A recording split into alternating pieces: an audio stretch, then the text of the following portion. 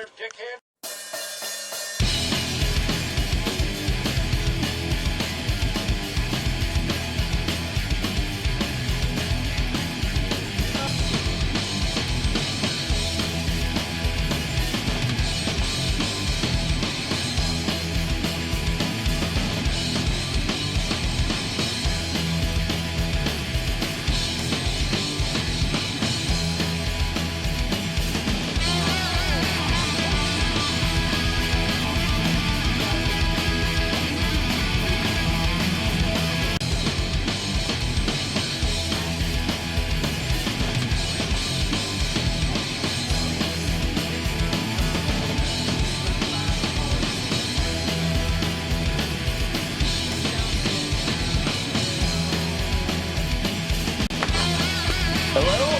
Welcome to the Grumpy Old Man Wrestling Podcast.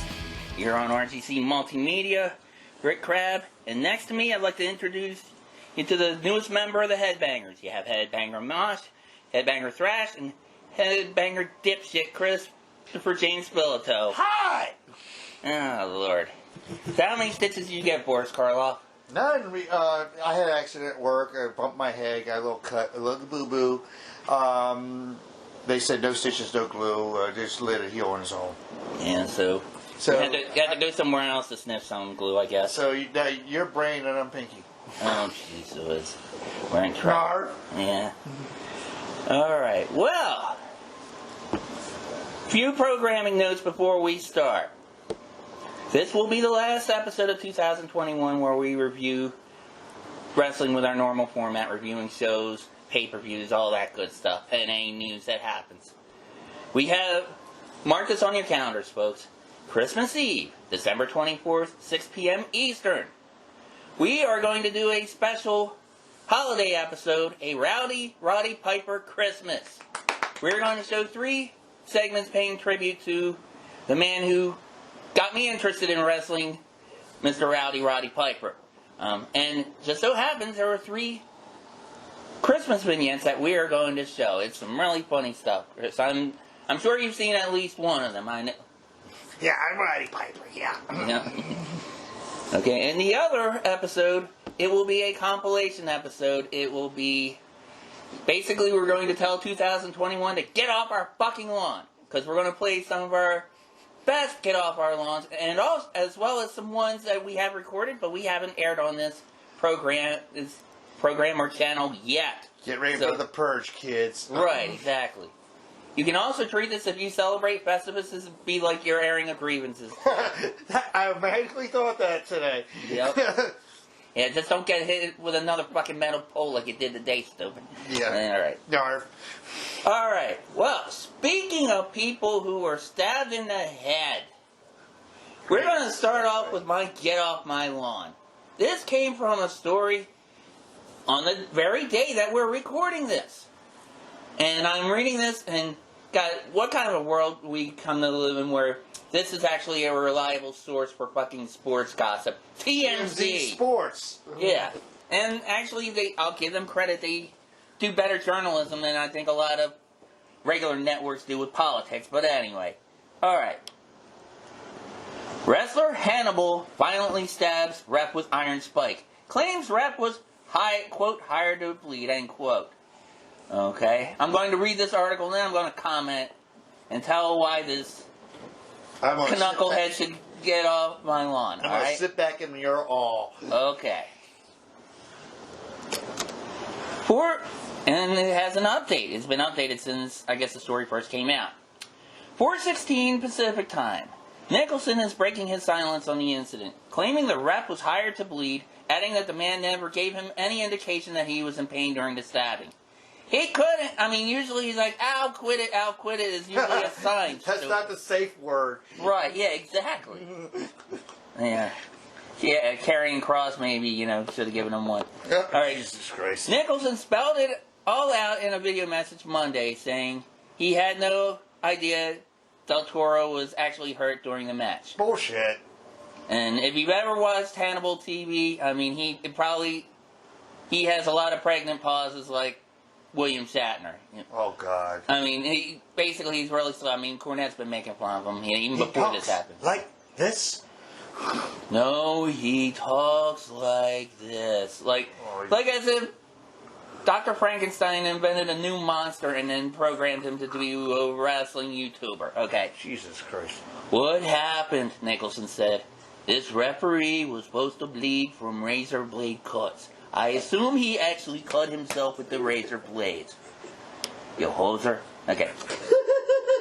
He gave no indication to me, and you people can watch the footage. He said that. This is the right quote. Zero indication to me in the ring that he wasn't just selling and was legitimately hurt. Nicholson says he thought he had covered the tip of the spike with his hand. Oh, jeez. There are too many of our listeners do that, and we should warn you not to do that. Right. And simply believed Del Toro was putting on a show for the crowd as he pounded the guy's forehead. If he had told me he was getting hurt, Nicholson said, I would have stopped. Nicholson claims he apologized to Del Toro on Sunday over it all, and says the ref told him, we were cool. He knows that I didn't mean to hurt him, Nicholson said. Nicholson also claims TMZ Sports did not attempt to reach him for comment. That's not true. We reached out to the email address listed on his YouTube account page at 8:21 a.m. Pacific Time, which would be 11:21 a.m. Eastern Time, and never received a response. The original story. A wrestler took... that's right. These are all updates above the original story. That's correct. A wrestler took things way too far during a match over the weekend, stabbing a referee in the head with an iron spike so violently the man was forced to go to the hospital. The horrifying scene all went down at a world-class pro wrestling event in Irving, Texas on Saturday, when Devon Nicholson, a.k.a. Hannibal, was taking on Carlito. He was also billed as the Blood Hunter. Yes. I'm surprised TMZ didn't pick that up. That's the headline waiting for that. Yeah.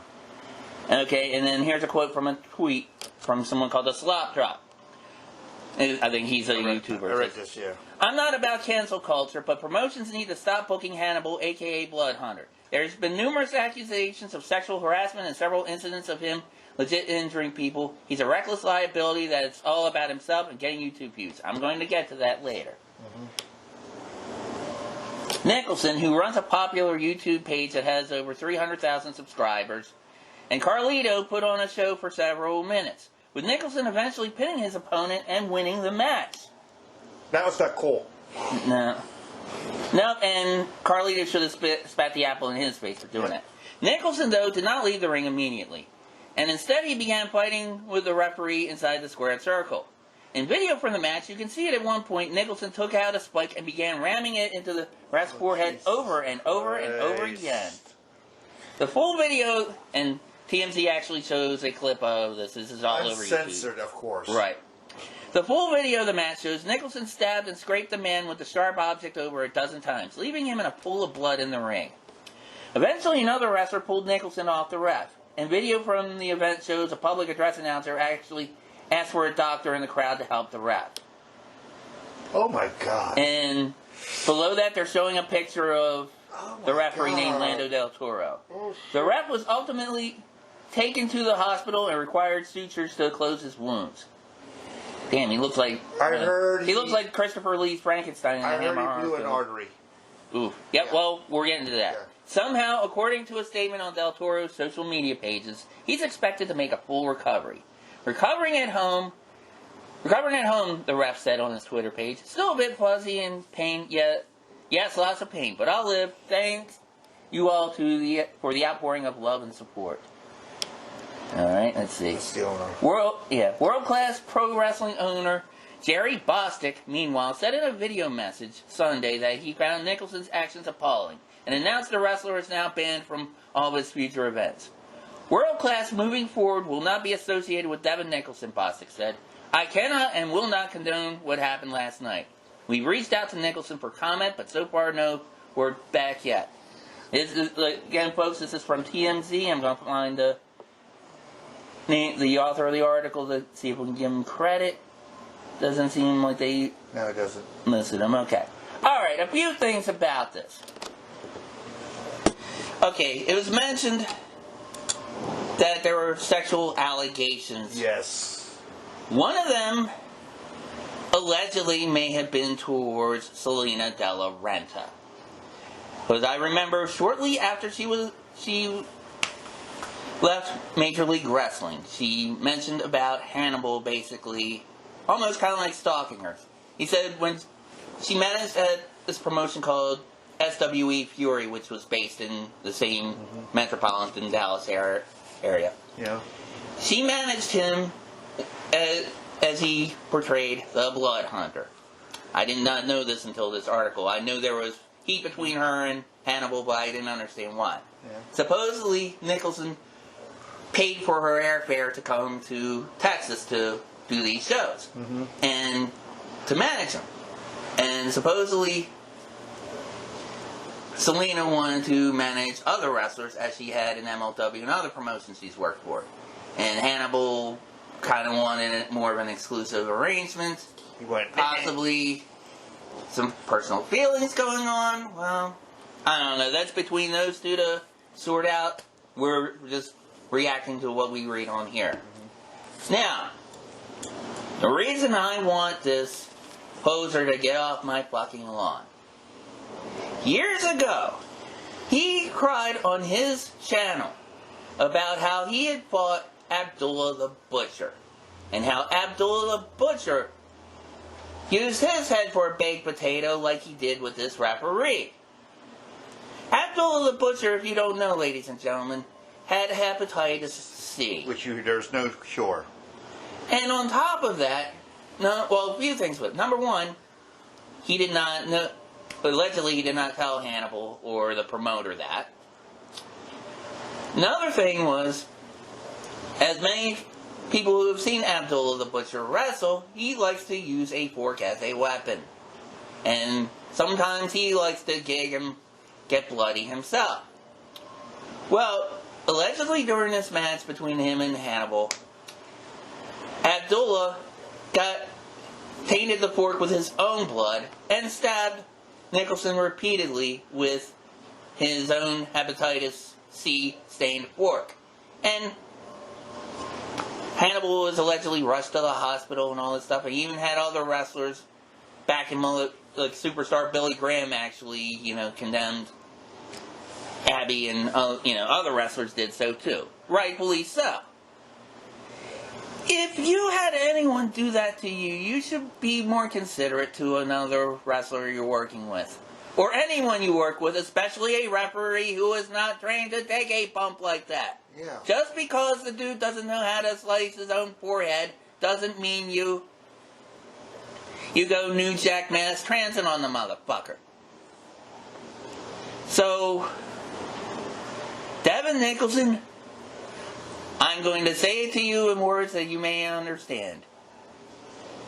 This is Hannibal from the Hannibal TV. No, this is actually Rick from the Grumpy Old Man podcast of Hannibal TV. Get the fuck off my lawn! I'm reading Selena's Twitter right now. Not a word about it on here. Well, she probably doesn't want to give the guy any. Yeah, I mean, there could be legal ramifications, and plus, I don't know, from something she said, he might be a fucking psycho too. From what I understand from the story, same video we saw from Wrestle Talk, that apparently he went into business for himself. Of course, that's what. Well, they said that on there. Yeah, just like the Sexy Star incident with Rosemary, but far worse. Mm-hmm. We did not mention this in this article. Who was Blood Hunter's manager during that match? I don't think it has any relevance, but Kevin Sullivan. Kevin Sullivan. Did he not say kayfabe to the cops? He said kayfabe to the cops, so it's just easy. Maybe Nicholson. Did Nicholson say that? I thought Nicholson said that too, Sullivan. Yeah, but he said Sullivan told him to kayfabe to the cops. Well, I mean, maybe they had planned for the referee to get bloodied, but not like that. No, nobody deserves that. Nobody. Right. I don't care what business. I don't care. And we watched death matches where it's far worse than this. I mean, well, part of the reason I think he may have gone into business for himself, as I mentioned, he was involved with a company called SWE Fury, which was based in Texas. They tried to work through the old world-class territory. They had Jazz and her husband Eddie Mack involved, and a few other known wrestlers who had a school, and this was kind of basically a territory for their school. Allegedly, they had money problems. Hannibal was one of the investors, and he even televised some of the matches on his channel just to try to get them. And you go on his channel, he's been playing old matches, replaying old matches under his. Was he a good worker at all? This guy just came under my radar just from this story. I think he mainly worked indies in Canada, but I think he might have had like some dark match tryouts with WWE, but for the most part, he'll never work anywhere again after this. Well, he was a promoter for a while. He has a company called Great North Wrestling. Oh, you might as well close that. With Twitter and the way it is nowadays, it's done. Stay tuned, folks. You might see that happen, but he's going to be managing. What was that old Sam Kinison joke? He's going to be managing a fucking drive-through at Wendy's at over midnight. I thought it was a bowling alley. Yeah, it was also 3 in the morning or something. 3 in the morning. That's the only job he'll probably get because nobody will recognize. Well, then again, he wrestled under a mask, right? Right, but I mean, this owner of the World Class called him out and said, I'm not hiring Hannibal, I'm not hiring Blood Hunter, I'm not hiring, I'm not hiring him. I don't care if he calls himself those names, Bob and Doug McKenzie, Wayne Gretzky, I don't give a flying fuck, no. Yeah. I don't fault this owner. I mean, he has a live hand grenade in his lap. How is he going to get rid of it? And he got rid of it. Basically saying, fuck you, he's fired. Yeah. You're fired. But I was a loss for words when I heard this story today. I knew you. This is why I gave it to you. Yeah. And it's like, I'll let you have fun with it. Yeah. But it's... and to the referee... Del Toro. There have actually been some... Apparently he was a substitute referee. And the other... I'm not sure why he didn't wrestle, but there was supposed to be another referee in that match. Yeah. And then this guy filled in for him for some reason. So the guy that he filled in for... I saw him Wrestle Talk that he's actually trying to get a GoFundMe... Oh yeah, bills and that kind of the thing. promoter of this World Class Company is going to have a fundraiser for this referee at next show, right? Which I think is a great thing. Now, do you want to do the reviews? Because my get off my lawn is doing the reviews. All right, yeah, go ahead. We had on NXT 2 farewells. At the beginning, we had the farewell Kyle O'Reilly. We all know where he's going. Right. Because he is officially a free agent as of... We taping this December 13th. As of Wednesday of the last NXT. He's a free agent. It's a wonder I didn't see his stuff on Pro Wrestling Tees yet. Okay. He lost to Von Wagner. And I agree with Tempest on Wrestle Talk. He's nothing special. Von Wagner's just a big guy. Right. I was never a fan of his father. I was never a fan of the Beverly Brothers. I was never a fan of the Destruction Crew. I didn't think much of Wayne Bloom at all. Okay. Mike Enos, not bad. Wayne Bloom was just there. And he's just like his father. He's just there. Then we had a Joe Gacy segment, which he's still doing the whole woke safe space thing. Why? Well, he's trying to be a heel. It's not good. It's not Xbox heat. It's I'm going to turn the channel heat. That's what I'm calling it. Yeah. Then we have the Diamond Mine, who basically got rid of the 205 weight limit for the cruiserweight. So anybody can go for the cruiserweight belt now.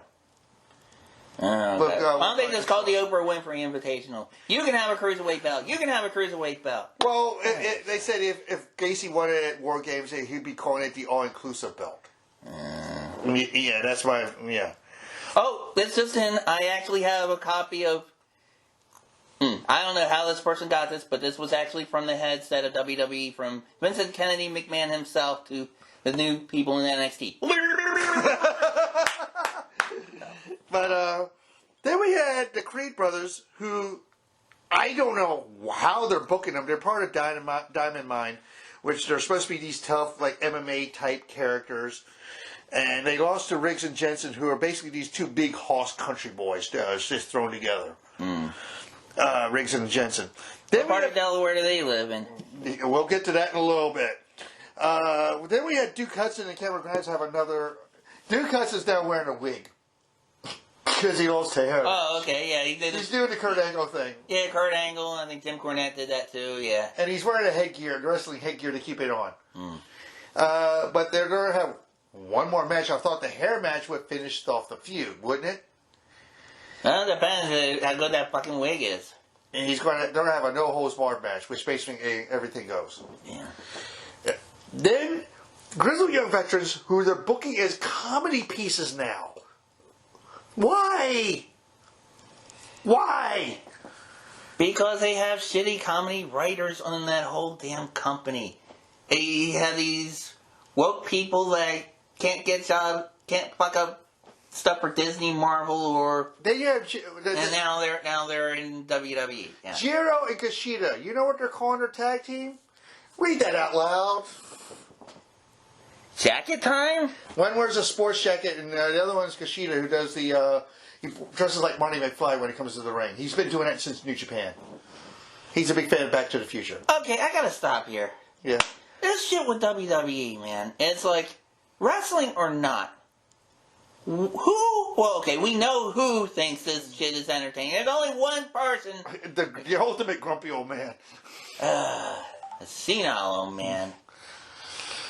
I feel embarrassed to even, like, review or hear someone else review this stuff. It's like, why the fuck would anybody want to watch this? Well, I'll get to the ending because what happened after the cameras went off the air, you'll want to hear. And you probably saw the pictures. Okay. Then we had Carmelo Hayes, who they're pushing as the big fish right now. He's the North American champion against Dexter Lumis, who's going to take over the Johnny Gargano role in that feud. Okay. The legacy, all right. Yeah, the way. All right. And I thought one of the words on the do not fly list was DQ. Or disqualification. There was a DQ. Well, they announced it. Now they say DQ, it could be a sponsor from Dairy Queen, but, you know. Yeah, then we have... Okay, keep going. Then we have MSK, who announced who their shaman is. Did you hear about this? Oh, God, no.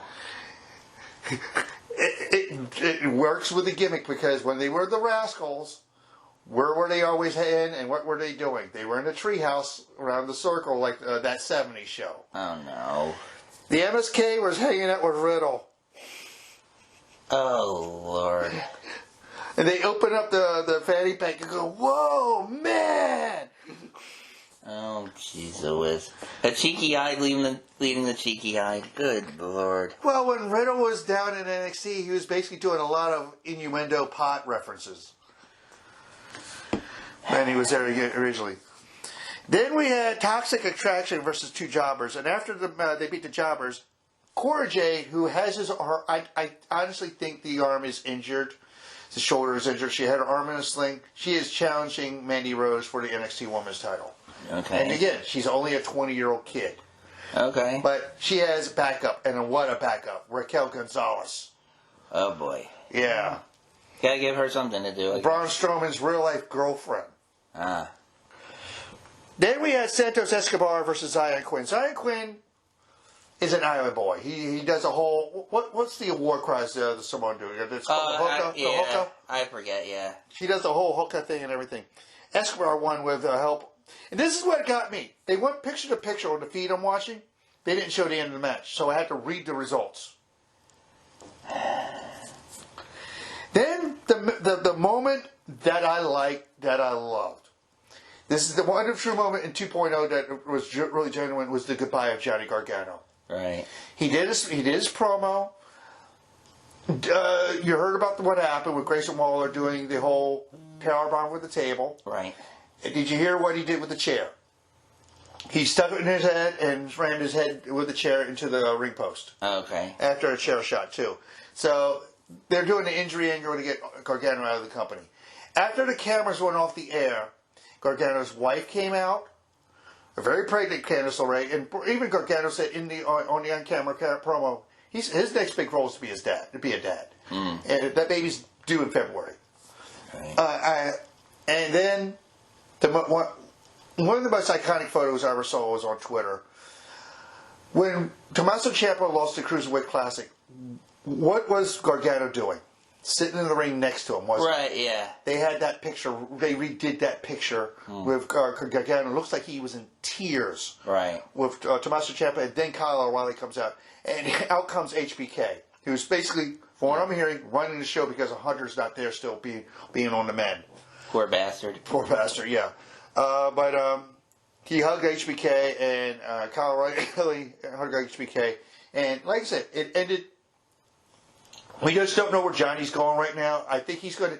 Me, honestly, this is him like Adam Page. When Adam Page took a couple months off for his wife to have their first kid. Okay. I think we won't see Johnny wrestling, Johnny or Gargano anywhere until March.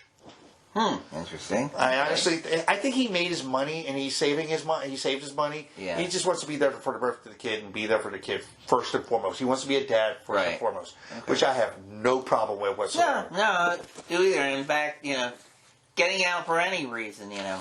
even if it's like just to open up a new comic book subscription is a good reason to get out of that company. Yeah. And the Kyle O'Reilly, he's a free agent. We all know where he's going because he did the Undisputed handshake during War Games and cross-chopped Von Wagner.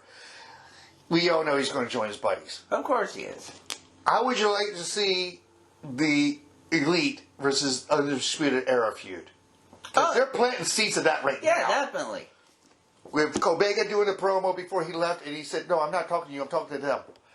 And I don't know if this is part of your get off my lawn, but you told me something about a brain part of an idea that one of the brainiac young bucks had with their shoes. Yeah, I told you about that off the air. About Matt Jackson wanted to do a super kick with a flaming shoe.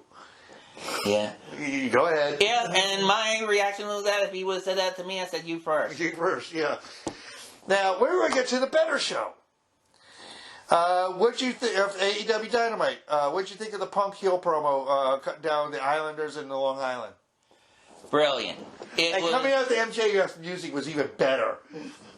It was Bret Hart bringing the Canada versus USA war. It was Jerry Lawler being a good guy in Memphis and a shithead everywhere else. Yep. I mean, and I'll tell you what, I don't think it really painted Long Island in a good light either. Well, which might have been the... Yeah. We'll get down to that because of the acclaim, too. Right.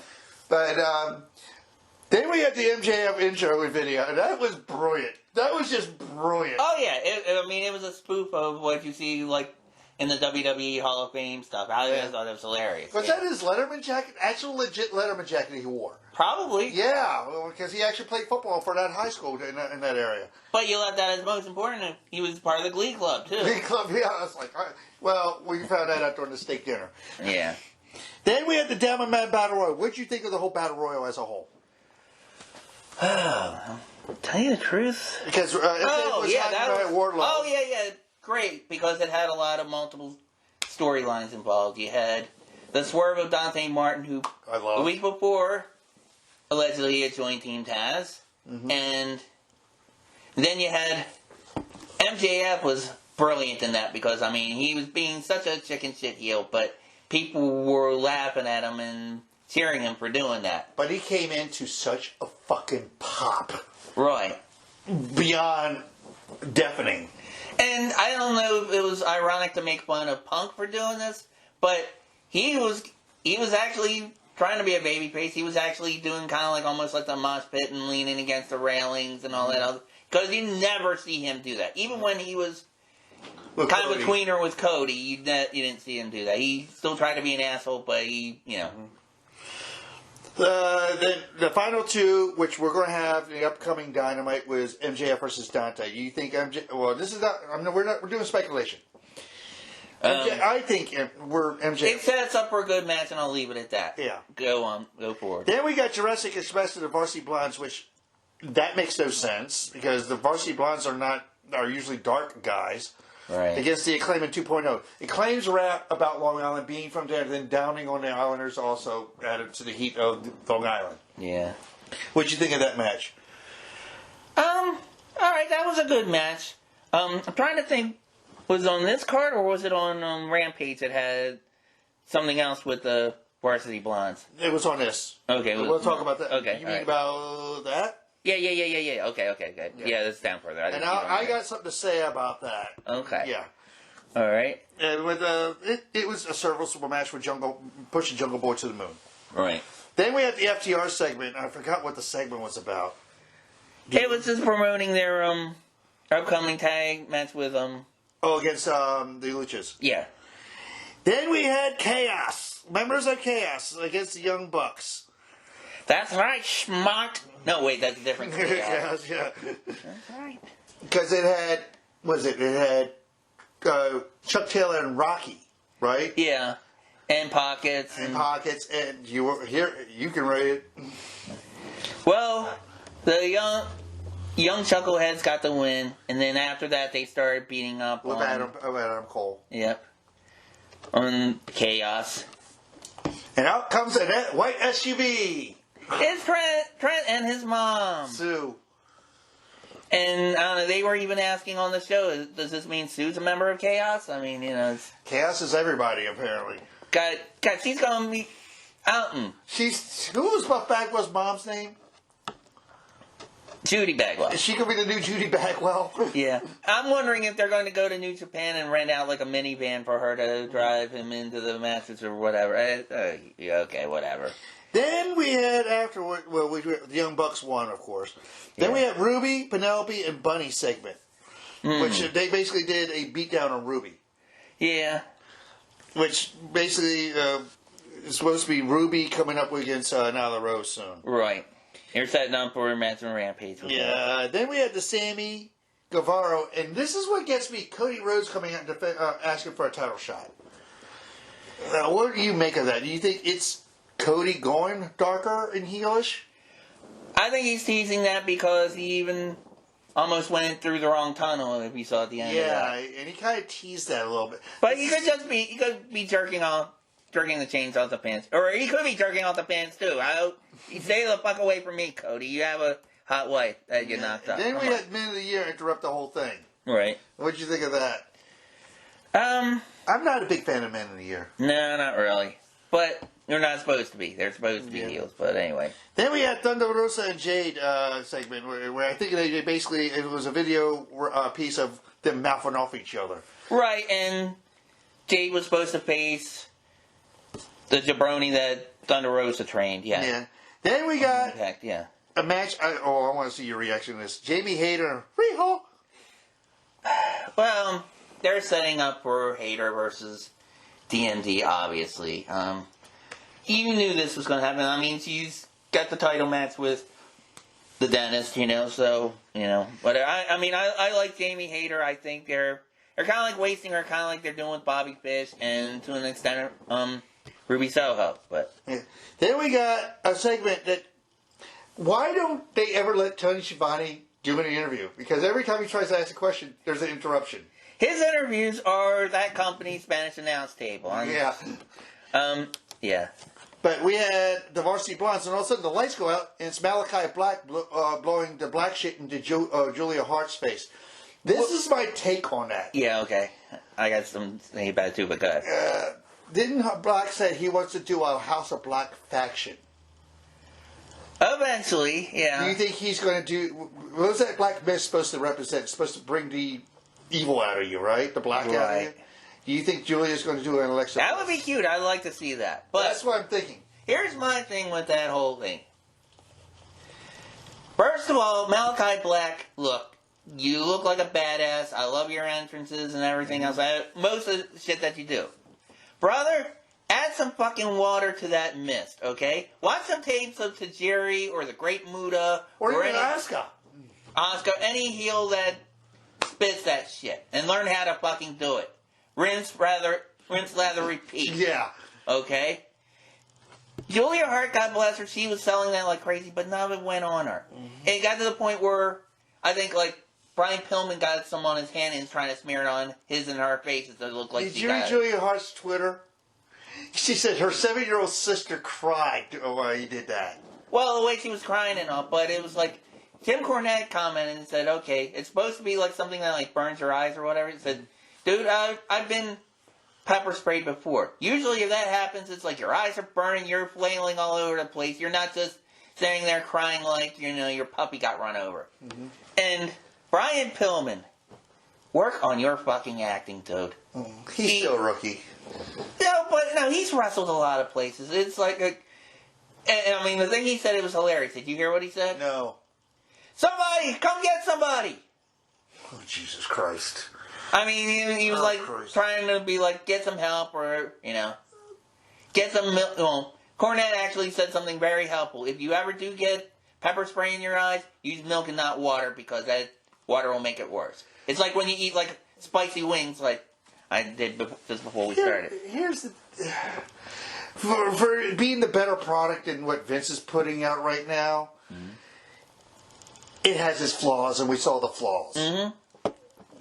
They still can't do gimmick matches properly. Still, gimmick matches and like spooky bullshit matches, and which we're going to get if Julia Hart does the Alexa Bliss turn. Yeah, I think she'd look cute as hell, But anyway, yeah. Then we had a match: Johnny Hungry, John Silver, Long Island's John Silver, Johnny Hungry, the Meat Man versus the Ultimate Vegan. Yep. Bryan Danielson, what did you think?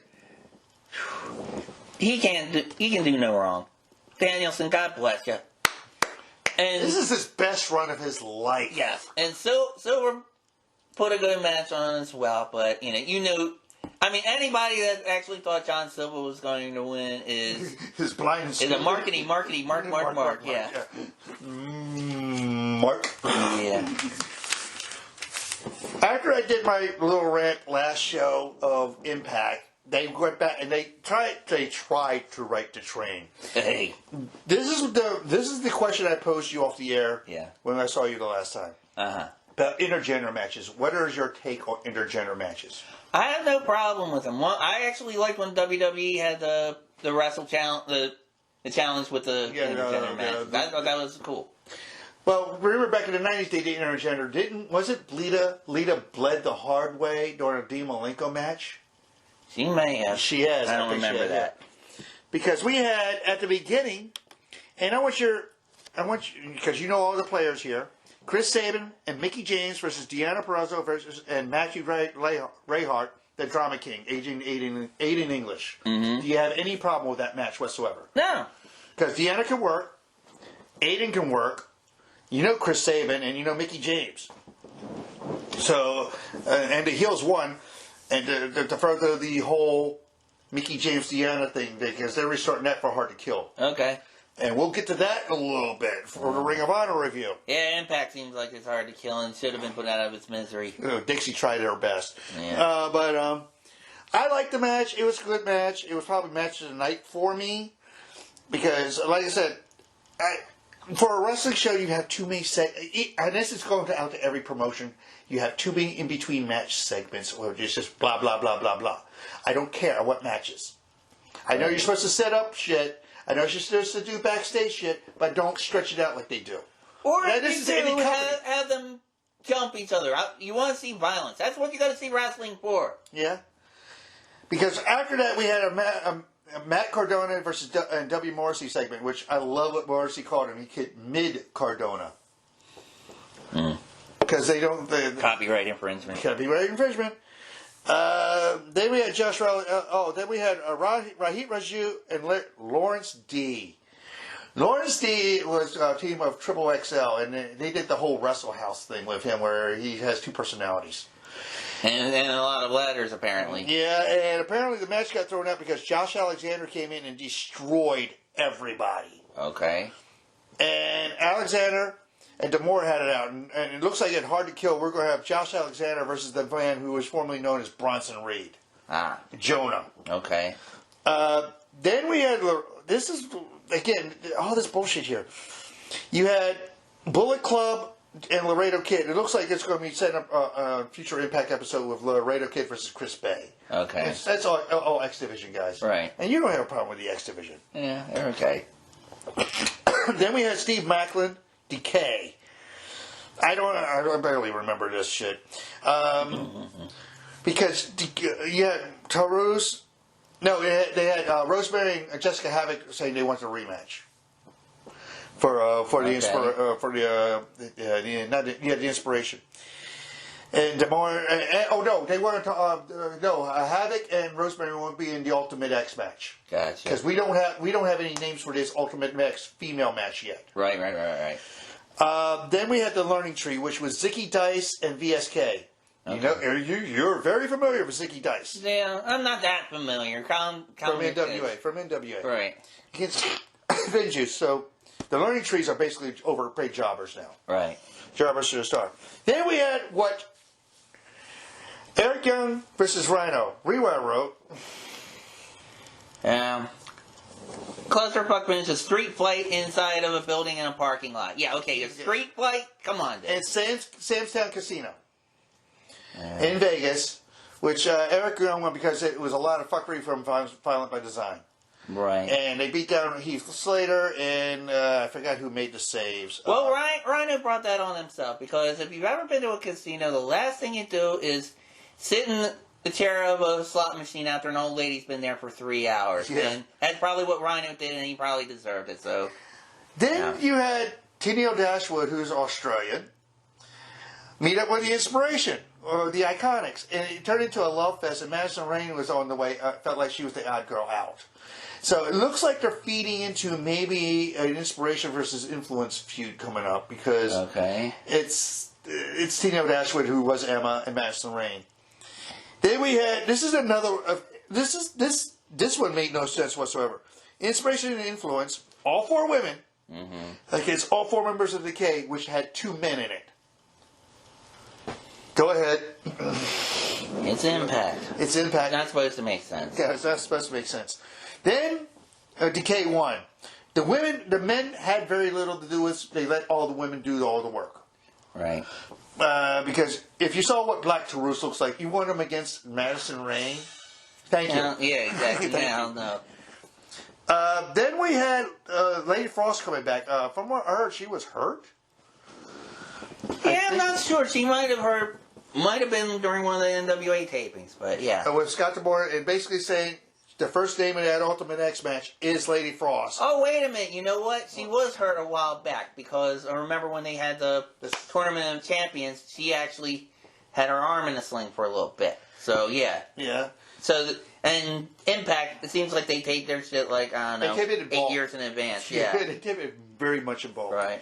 And they announced that Gail Kim is now a producer. We all know she's been a producer. She's been running all the knockout matches. Right. Then they talk about December 18th, the upcoming streaming special, Throwback Throwdown, which they're going to make, like they did a couple years ago, make fun of studio wrestling from the 80s. It's going to be like a gentle nostalgic thing. Where back then, Cornette's character was played by Sammy Callahan. Oh, Jesus. I think that was a slap at Cornette. Of course Big time. it was a slap. And you know what? Impact, you need to be fucking slapped. Come on. Put on some fucking matches. Like, before Russo got involved with that, those NWA pay-per-views kicked ass. And they have nothing to do with the NWA now, really. But they were awesome. That was all Jeff and Jerry Jarrett, too. Right. And you kicked them out for, bro. Because Dixie wanted to compete with Vince. Yeah. That's why she talked to Spike TV and putting them on Monday nights against Raw. And they got killed in the ratings. Right. And they tried to do live shows, live against live. It takes money to... She was using her daddy's money and just pouring it into the company. Yeah. Then the main event was W. Morrissey against Matt Cardona. If Matt Cardona lost, he would have backed out of that title match at Hard to Kill. Matt Cardona won by DQ because Moose interfered. Oh, boy. I like Moose as a champion. He's a credible champion, and I hope they keep the belt on him for a while. But they're imitating the wrong damn company. They're getting like WWE. It's too many yap segments and too many DQs. Yeah. Well, speaking of which, if we must. Yeah. We'll start with SmackDown. The Sami Zayn, Paul Heyman, Brock Lesnar segment. Lesnar, when Sami Zayn came out in the wheelchair, I just fucking lost it. I laughed my ass off. He had two big muscle heads next to him like male nurses. Right. Then all of a sudden, when he's doing his spiel, out comes Lesnar.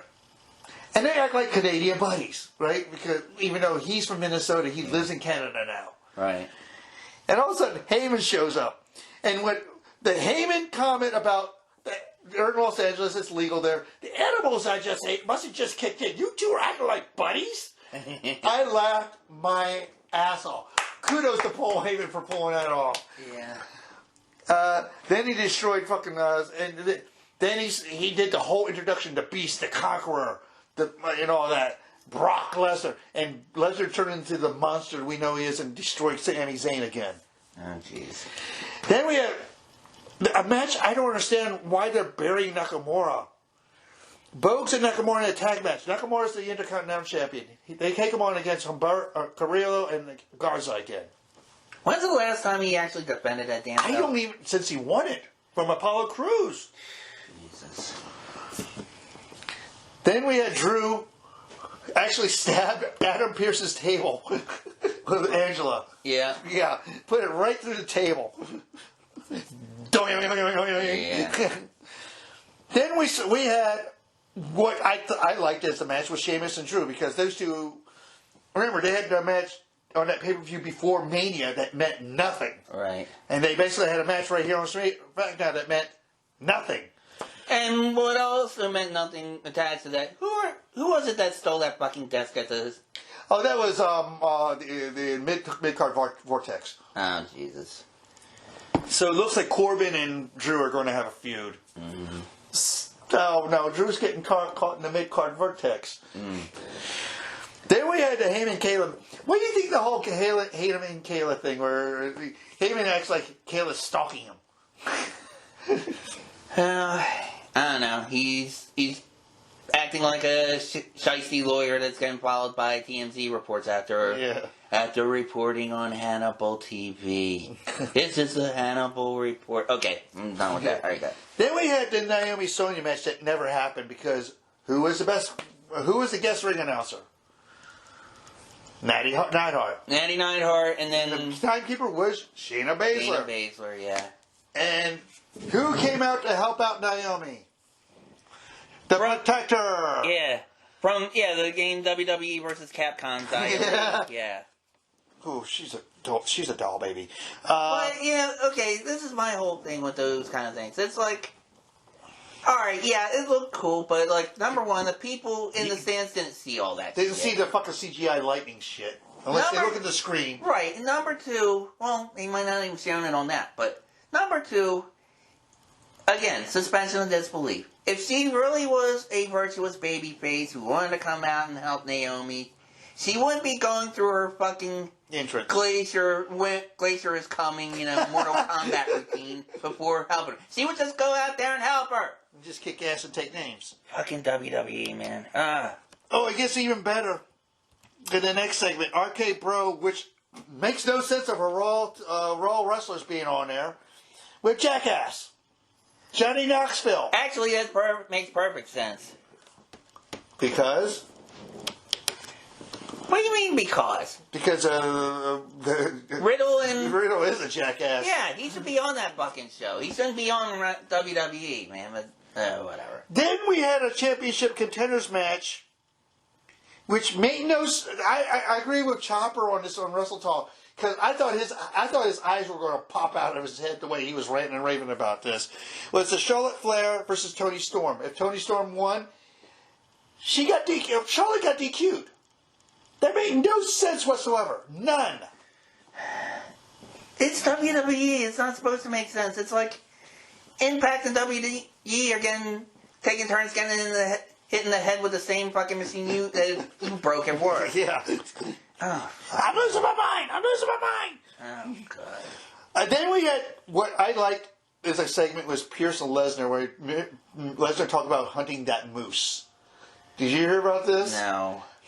He said, I skinned it, and I mounted it, and stuffed it, and mounted it on my wall, and I called it Pierce. I hugged it and petted it, squeezed it, and called it George, and make sure it didn't feel abandoned.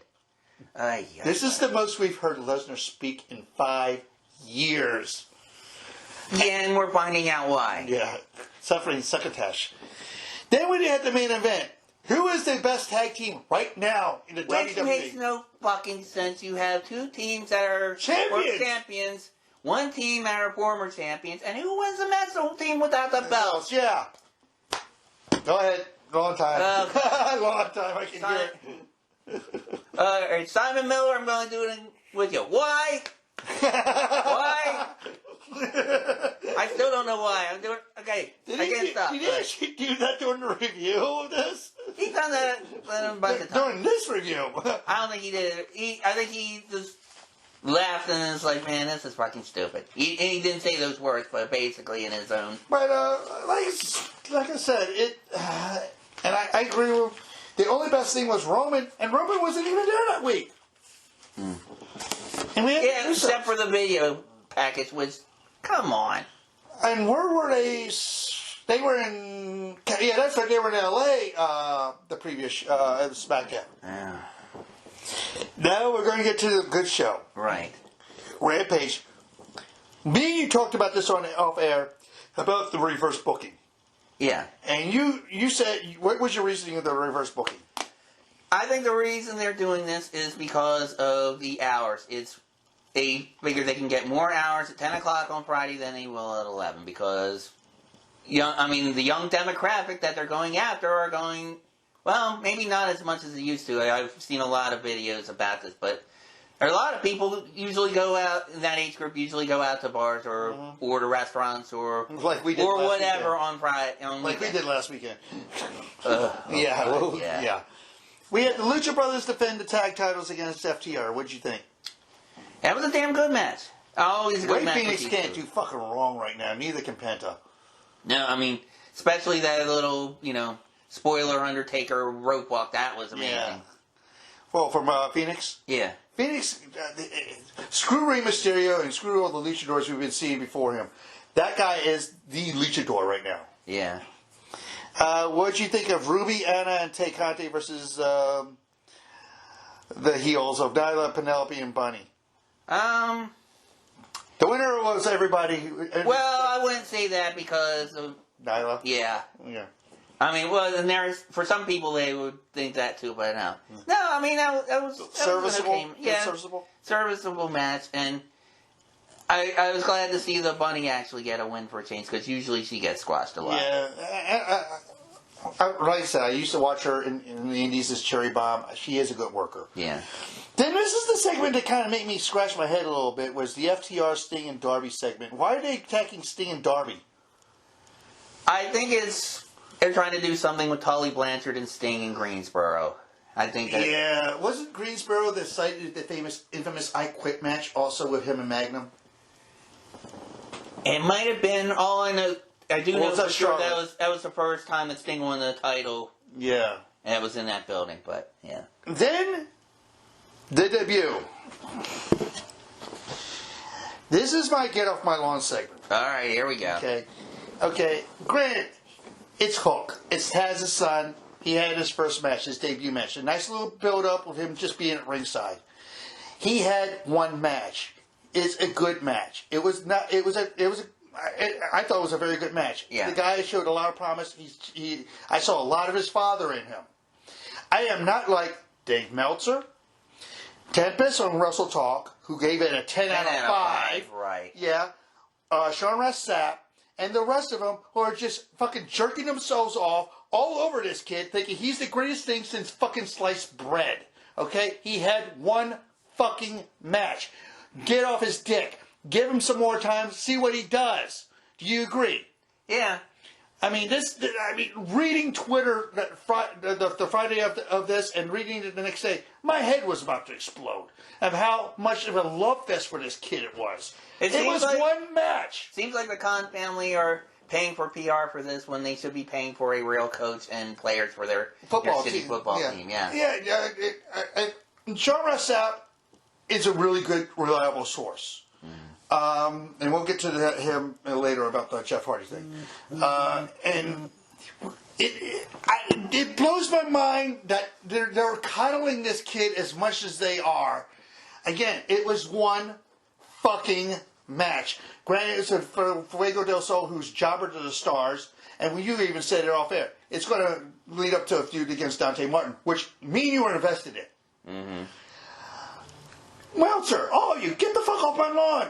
Stop being these assholes. And once again, folks, if you're catching this episode late, we will have a special episode to telling 2021 to get off our lawn on December 31st. So yeah, it's just I like the kid. The kid was good. I saw a lot of potential in him. I saw a lot of his father in him. The choke out, and he even did the Tazplex. Right. I mean, and he did the move that he renamed. He did the Kajahazi Meg. Yeah. He called it. What do you call it? The Red Room, Red Rum, something like that. I forgot what it was, but it's a Taz mission basically. Yeah. And his father taught him that. Yeah. And it's a good match. Hook won. And I can't wait to see what more this kid does. But every time I'm going to be afraid to turn on Twitter after this match. After his matches now. Yeah. I wonder if his father still has those torn up bath towels he used to come out to the ring in ECW with. Give him time. Yeah. That kid had the freakiest hair, though. Well. Now, in the main event, again, it's the reverse booking. Mm-hmm. Wheeler Yuta, who I've never seen him win a match against Adam Cole. Well, not on the real TV. Maybe probably on Darker Elevation. Maybe. Yeah, I don't. That's what they do. They say, "Oh, he's got a 6-win winning streak." Oh, really? Because last time I saw him, he got his ass beat by They didn't even let him talk during the face-to-face segment with Mark Henry. They didn't let him talk. All he said was "Bay." Yeah. I don't get it. I wish they would end that fucking feud with those Choco Bucks anyway. It's basically the Elite versus the Chaos. I don't know who to hate more, the Bucks or Pockets. Or even the best friends that are back together. Give the people what they want. Give some people what they want, not us. Now, I usually don't watch Ring of Honor. Mm-hmm. But because this supposedly is the last show, we won't know what happens in April. If they're closed down forever, I watched Final Battle. Great show. Top to bottom, great show. I didn't watch the pre-show because I didn't realize there were matches on the pre-show, and this is your little rant that you can go off on about having title matches on the pre-show again.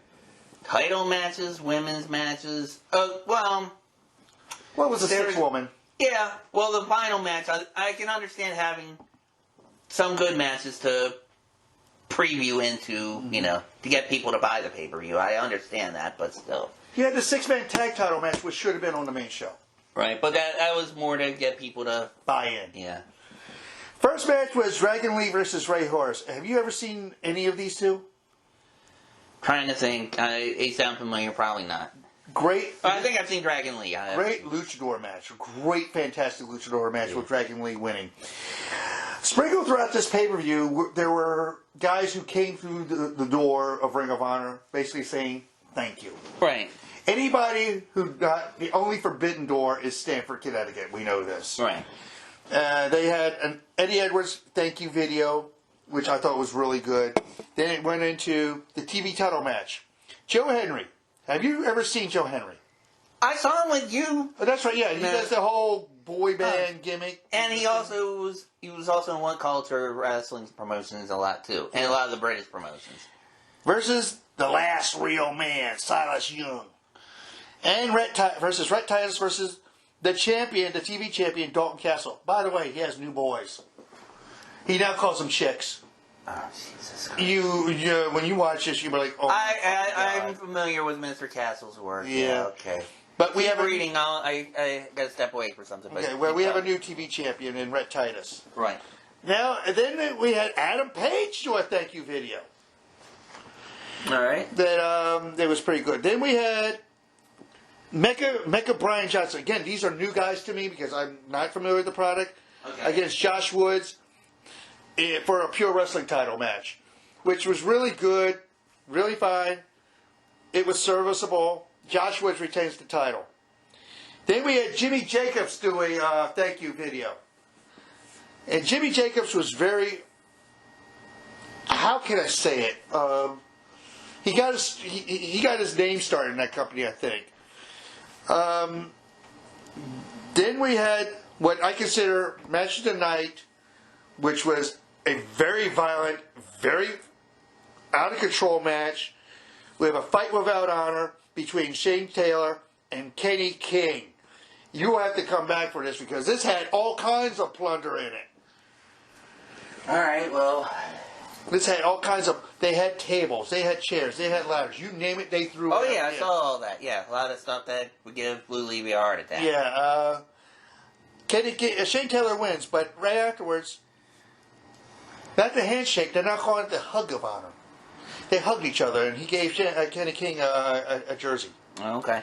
Then we had Punk do a thank you video, which I thought was great. Right. Then afterwards, after that, you seen Roxy. Yeah. Again, I saw her winning the belt. Yeah. Yeah, you guys saw her win the belt. Roxy versus Willow Nightingale. Have you seen what Willow Nightingale there is? She's a heavy set. Dumbass, we both did.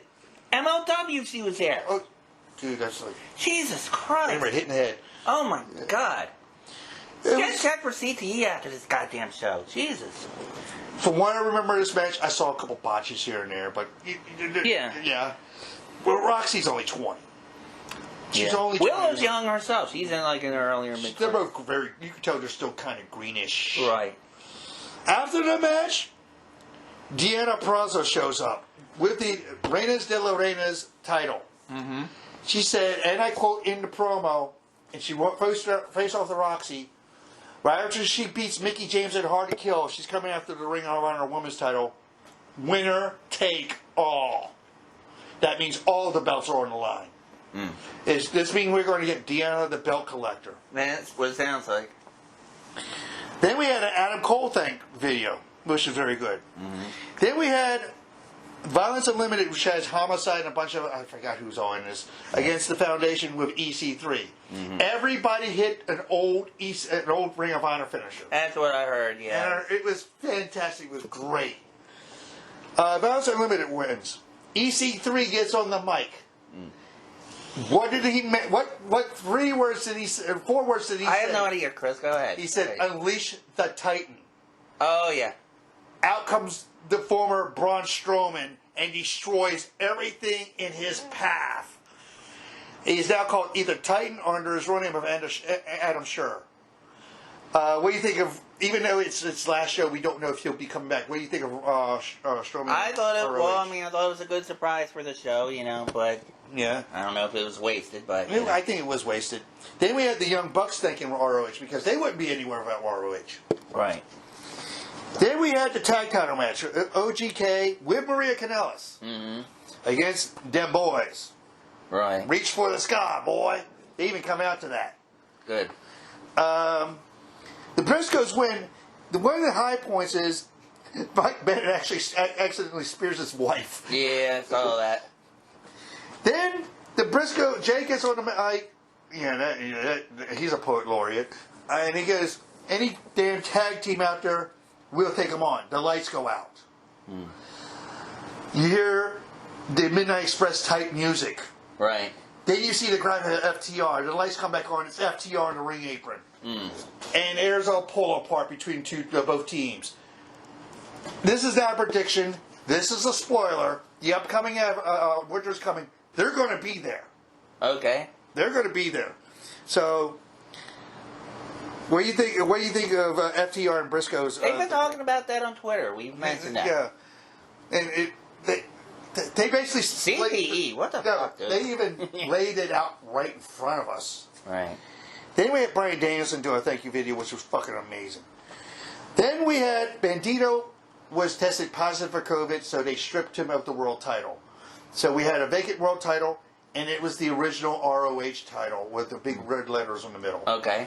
Jay Lethal versus Jonathan Gresham. I didn't know Jonathan Gresham was only 5'4", 5'5". Yeah. Gresham won with the octopus, made Lethal tap out. After on camera, you see his wife come out, and you know who his wife is, Jordan Grace. Right. She comes out. The video that got leaked out, cell phone footage, after the cameras went off, Gresham did a promo saying, "This title is now pure. This is a purification title. He wants to have matches under pure wrestling rules now." And he looks like he's taking the title to his new promotion, Terminus. Where the fuck is that? I don't know. He's starting his own promotion called Terminus. It's going to be called Modern Age what they call it, modern age grappling. The jury's still out until I see the product. Right. But overall, I liked the show. I really did like the show. It was a good show. I would give it 4 out of 5. All right. Now, do you want to talk about the painted elephant in the room? You mean the pink elephant? That's what he's seeing. Yeah. But well, that's it for my notes here. But we're going to talk about Jeff Hardy. Yeah. Your thoughts? Well, with what happened... And we both saw the video. Yeah. I don't think he should be wrestling anywhere. I think wrestling companies should stay away from him for his own safety. Bischoff said that. I think Matt Hardy should be trying to help him, like, look, dude, you need to go back to rehab or whatever. Matt, just go back to fucking your wife and create more kids. Right. And Tony Khan should stay the fuck away from him. Even though there will be some fucking marks who want to see the Hardy Boys back together. It's like, if you care anything about these wrestlers, before being a wrestler, he's a human being. He needs help. Yeah. He's sick. He has a sickness. He has an addiction. I mean, a former mutual friend of ours used to say, alcoholism is a disease, and that's what he has. He needs treatment for it. What do you think he was on during that? Because he was staggering around. It looks like he was trying to go back through the crowd. It could be anything. It could be anything. Because it harkened back to 10 years ago, the Victory Road pay-per-view. Yeah, and that's one thing you and I had spoken about off the air. One of the reasons why we think AEW is not going to take him is not only Bischoff's comments, but who was in Impact when that match happened. Sting who's in AEW. It was in that match. Right. Anybody who's listening to our voices, find that match. It was Sting versus Jeff Hardy, Victory Road, 2010, 2011. It was like 8-minute video, 10-minute video, and Jeff was so fucked up he could barely move. Right. And Bischoff came out and broke kayfabe and basically whispered in Sting's ear. Yeah. And basically told Sting to take it home quickly. Right. And I remember Sting leaving the ring pissed off, and fans were chanting bullshit, bullshit, and he yelled, "Yeah, I agree." I remember that. Yeah, I remember that. I say, there's no fault in WWE in this. They offered him to rehab. They offered to have him help, and he refused. The only way I would take him back if it was proved that Jeff Hardy kind of like faked this Fred Sanford heart attack to get out of his WWE contract. And just to join his brother? Yeah, or just to get out of his contract altogether. I don't think that's what happened, but it's still the 90 days. You have to wait till March. So we'll find out what's going on in March. Right. You don't know if he'll do the 28 days program. You don't know. No. I wish him all the best. He is still one of the best performers in the ring, and he's put his body on the line many times. Right. He's only, 10 years younger than me, probably. Mm-hmm. And I say... That means he's only 9, but I think he's younger than Well, even... Anyway. I watched the Broken Skull session with him, and even Austin says, how many bumps do you have in your bump card left? Yeah, because Austin should know because he look at his neck. Yep. And we've seen this guy do ladder matches. We've seen him do TLC matches. We've seen him go through everything. Yeah. And it's a wonder he can still walk. Yeah. But and I hope that Steve didn't offer him a Broken Skull Ranch. This is a really tasty beer. This is an IPA, yeah. Yeah. I didn't finish watching the interview because they usually do toast at the end, so I don't know what was said. I'm hoping it was toast, but bread, like Snoopy serves on Thanksgiving. Yeah. But I feel for the guy. I really do feel for the guy. This is not his first. How many times has he been let go from the WWE because of problems like this? This is like his third time. At least with people like Scott Hall, who has been going through their sponsored rehab program 11 times. Yeah. They kept on bringing him back. They brought him back for the Hall of Fame. They brought him back as a Razor and with the NWO, and he seemed pretty straight doing that. Yeah. And I think I think Jeff should go to Atlanta and have DDP help him because he looks like he's helped out Jake and he's helped out Scott Hall. And that's not a bad idea. That's not a bad idea. I think DDP needs to reach out to Jeff Hardy.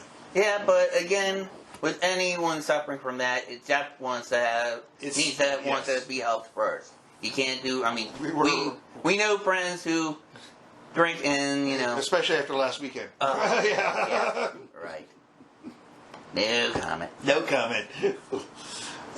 Just say.